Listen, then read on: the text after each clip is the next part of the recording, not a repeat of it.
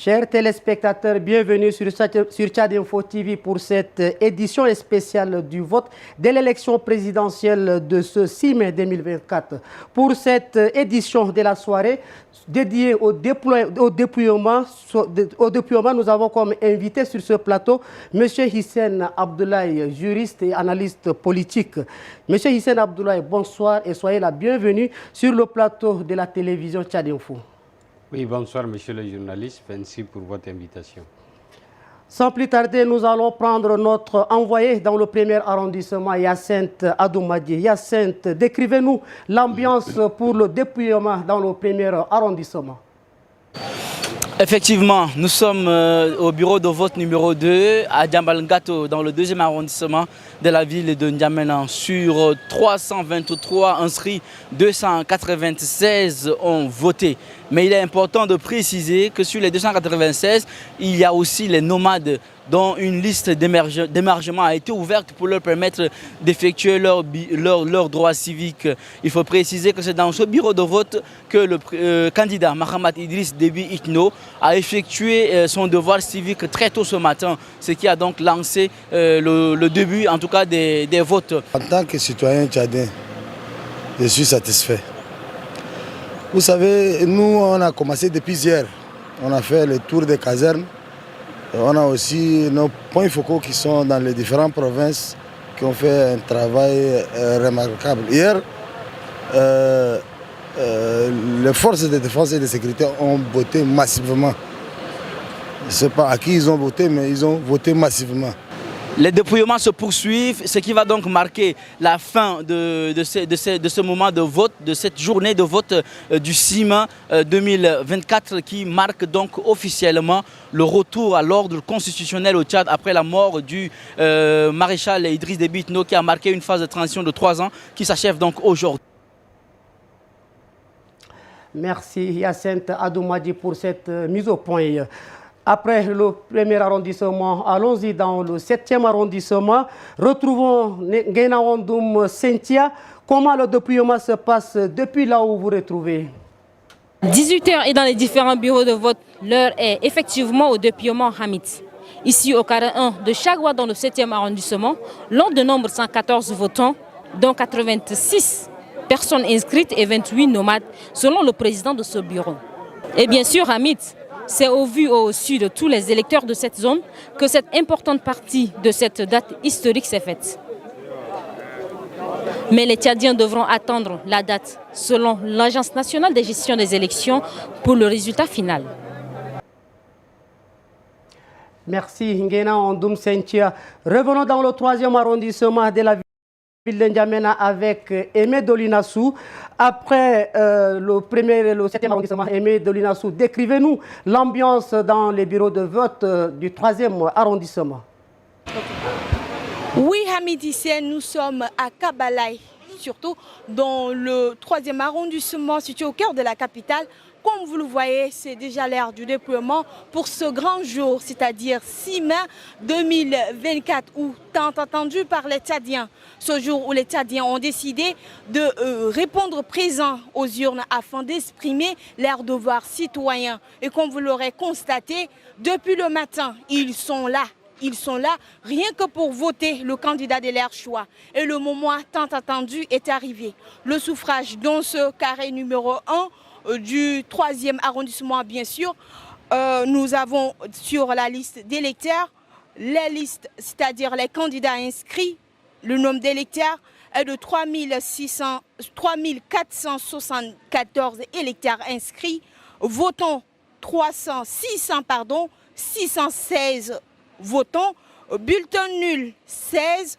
Nous avons également, pour clôturer, dire que le suffrage exprimé est de 616. Ce sont là les Tchadiens qui ont exprimé leur devoir citoyen afin de mettre fin à la transition, mais également un début, c'est-à-dire la nouvelle heure concernant l'ordre, le retour bien sûr à l'ordre constitutionnel. Merci Aimé Dolinassou. Monsieur Hissène Abdoulaye, revenons sur le plateau.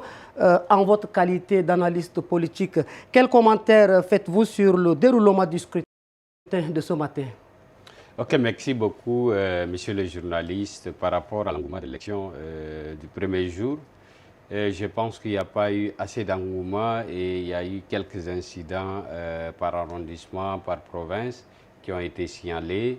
Mais aussi, il y a eu un cas de perte en vie humaine à Moundou qui a été signalé, ce qui est regrettable.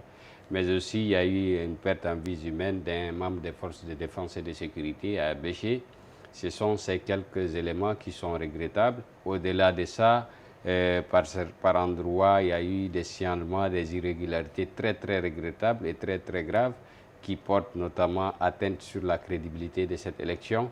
Mais parlant de l'engouement en termes de votants, il n'y a pas assez d'engouement là-dessus, mais aussi d'autres irrégularités qui sont signalées un peu partout, mais qu'on attend jusqu'à la fin du processus, jusqu'au dépouillement, jusqu'aux proclamations des résultats provisoires pour se prononcer davantage sur ça. Alors, aujourd'hui, il y a un débat houleux autour du filmage des procès-verbaux dans les bureaux de vote. Est-ce que juridiquement, il est interdit de filmer les procès-verbaux ou aux partis de détenir ces procès-verbaux-là?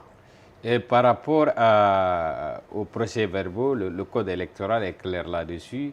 Et il faut savoir qu'il n'y a aucune disposition qui interdit le filmage des procès-verbaux par les délégués des différentes partis ou des différents regroupements des partis politiques. Au fait, en droit, tout ce qui n'est pas interdit est autorisé et permis. C'est si simple que ça, mais c'est une erreur qu'a fait notamment l'Ange à communiquer très vite sur le filmage des PV par les délégués. C'est une erreur monumentale de pouvoir prendre une position par rapport à ça.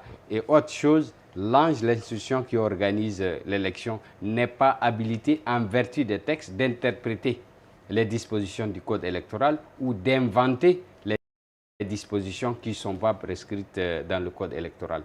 Mais très malheureusement, comme on a toujours décrié le caractère impartial notamment de l'institution qui est chargée d'organiser les élections, qui prennent des décisions ou qui annoncent des mesures qui sont vraiment regrettables. Mais en droit, rien n'interdit aux délégués de filmer les procès-verbaux. Je pense que ces débats ne doivent pas exister. Mais on nous dit que dans le code de bonne conduite dont le candidat était signataire, il est bien mentionné qu'il n'a pas le droit d'avoir les procès-verbaux, de ne pas faire des déclarations avant l'Ange. Non, sur les dispositions du code électoral, c'est bien défini. C'est l'Ange qui est habilité à proclamer les résultats et non pas les candidats. Mais sur le filmage des PV, il n'y a aucune restriction par rapport à ça. Et là, sur le déploiement, le code électoral est clair là-dessus. Sur les PV, c'est l'Ange qui doit détenir les PV. Deuxièmement, le Conseil constitutionnel. Troisièmement, le ministère de l'administration du territoire. Et quatrième position, c'est l'Ange au niveau local qui doit détenir notamment les procès-verbaux de tous les bureaux de vote. Ça, c'est clair, c'est connu dans le code électoral. Maintenant, le code de bonne conduite ne peut pas être au-dessus du code électoral. Et ça, il faut le faire signifier. Et personne ne connaît le contenu. Et le contenu global du code de bonne conduite, qui n'a pas été vulgarisé, qui n'a pas été exposé sur la place publique pour que tout le monde prenne connaissance des dispositions qui sont contenues notamment dans le code de conduite pour faire une étude comparative avec le code électoral. Mais parlant spécifiquement du code électoral, il n'y a aucune disposition qui interdit. D'accord. Après 34 ans de la démocratie, quelle analyse faites-vous par rapport aux élections précédentes? Une petite comparaison avec celle d'aujourd'hui. Vous savez, quand vous parlez de démocratie, je suis un peu gêné. Parce qu'il n'y a pas, la vraie démocratie n'a jamais existé dans notre pays. On est toujours à la recherche perpétuelle de la démocratie qui n'est jamais arrivée. Depuis les indépendances, on n'est jamais un État démocratique. Et vous savez, en Afrique, on a tendance à confondre.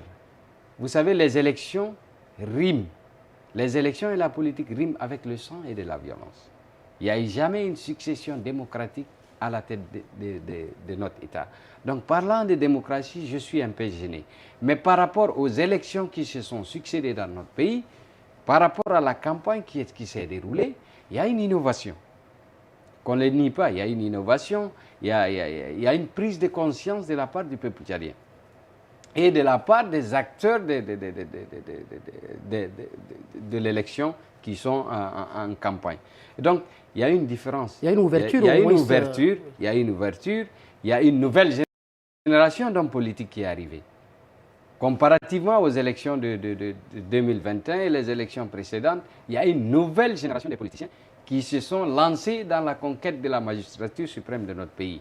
Maintenant, parlant des élections qui se sont succédées, moi je vois qu'il y a une grande différence, mais on est très désolé aujourd'hui, le peuple tchadien a pris conscience. Si vous prenez l'élection qui a été organisée, notamment le référendaire, il y a eu une prise de conscience de la part du peuple tchadien, d'où le taux d'abstention était le plus élevé. Mais qu'à cela ne tienne, les résultats ont été annoncés.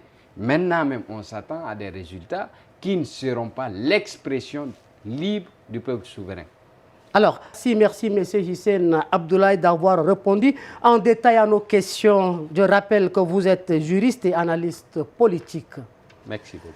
Chers téléspectateurs, les électeurs tchadiens ont commencé à voter ce lundi 6 mai pour la première fois. Depuis la transition de 2021, les bureaux de vote disséminés dans les 10 arrondissements de la capitale, Sanda-Kabdana et Doumana-Ezekiel, ont fait le tour dans le 3e arrondissement. Suivez.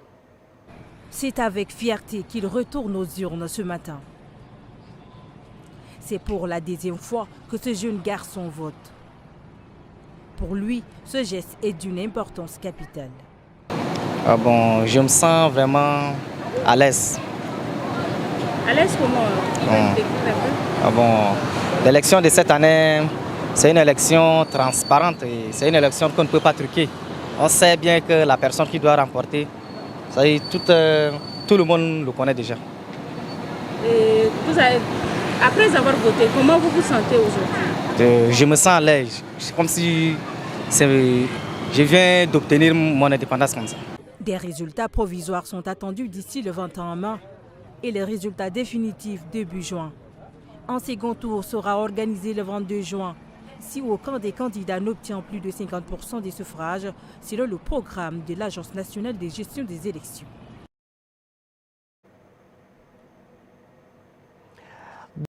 Dans le même sillage, le président du Conseil constitutionnel, Jean-Bernard Padaré, vient d'exercer son devoir civique ce lundi 6 mai et c'est dans le quartier Djambalbar, dans le 3e arrondissement de la capitale, qu'il a voté. Aimé Dolinassou et Boyom Krios. Comme tout autre citoyen, ce matin, le président du Conseil constitutionnel, Maître Jean-Bernard Padaré, a accompli son devoir civique. Et c'est au bureau de vote numéro 2 de Djambalbar, dans le 2e arrondissement, qu'il a voté en tant que citoyen et conseiller à l'Observatoire. Vous savez que conformément au code électoral, les membres du Conseil constitutionnel sont superviseurs. Superviseurs, y compris les magistrats de l'ordre judiciaire. Donc je suis venu accomplir mon devoir de citoyen. Et de ce pas, je vais continuer à faire le tour, puisque c'est moi qui m'occupe de la ville de N'Djamena avec 54 autres magistrats. Donc nous allons faire le tour pour vérifier si les choses sont régulièrement faites. Je constate ici que c'est le cas, puisqu'il y a l'urne qui est bien disposée, où il peut exercer librement son devoir de citoyen. Nous avons les membres du bureau de vote qui sont au complet, les Allemands, les observateurs qui sont ici, et les délégués des partis ou bien les délégués des candidats, les représentants des candidats. Donc c'est quelque chose de très important pour nous sur le plan formel et sur le plan du fond également. Cette étape marquée par la présidentielle vient ainsi clore la phase de la transition et annonce le retour à l'ordre constitutionnel. Chers téléspectateurs, c'est tout pour cette édition d'information. Merci de votre fidélité et bonne suite de programmes sur Tchad Info TV.